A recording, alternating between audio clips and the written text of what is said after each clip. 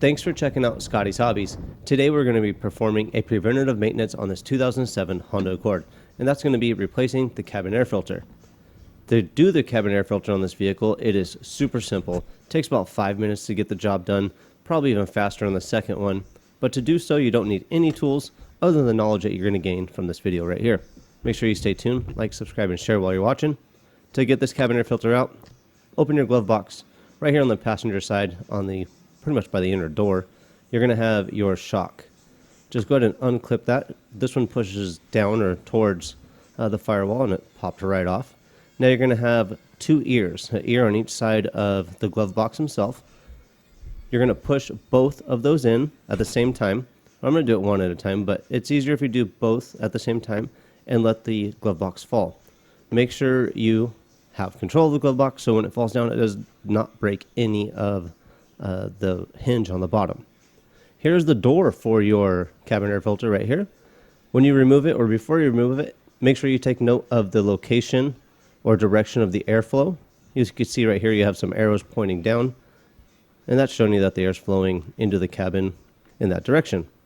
Look at this cabin air filter. This one is absolutely dirty, dirty, dirty. Probably never been changed, but who really knows? This vehicle is in a high humidity area all the time. She was complaining about her maybe heater air conditioner. Something wasn't blowing good enough, and she was saying it was super underperforming than it was in the past. So I was like, let me see. This is usually commonly a cabin air filter. This is what it was.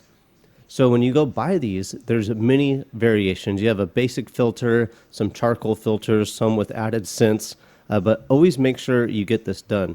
If your cabin air filter becomes bad or clogged like this one was, you get restricted airflow from the heater and the air conditioner. It doesn't matter if it's in the direction of like recirculation or taking it from outside, or also the blowing. You won't get enough coming out of the vents. It'll be super, super less than it was prior. So if your cabin air filter is super restricted, it's hard to get the air past it. This cabin air filter, when I was installing, you can see I couldn't get to the line up. Then I noticed there's ears on the bottom. Just make sure that your cabin air filter is properly seated before you install it. You don't want any of the air to be able to go around the filter and get into the cabin. Well, actually, I don't. Who knows about you?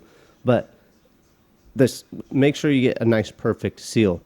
Some cabin air filters, such as this one, is directional. So make sure you line up the arrows for the direction of airflow with the direction of airflow on your tray.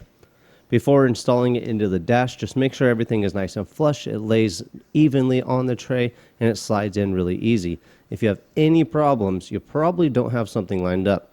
That's what, when I was looking at this one, I'm like, this just does not look right. Then I noticed the ears on the bottom where it tucked the sides of it in, so it gets a nice seal. You see, finally figured it out. So this one's ready to install.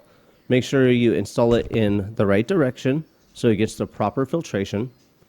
To recap, the symptoms of a bad cabin air filter are most likely going to be a weird smell in the cab that you just can't get rid of.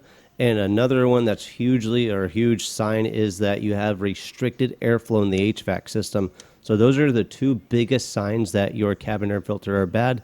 You might also hear the blower make some extra noise, or you might notice that your defroster doesn't work so well. So before you get everything going, don't forget that shock right there on the side. Clip that on there so it makes your glove box fall evenly and not jerk down every time.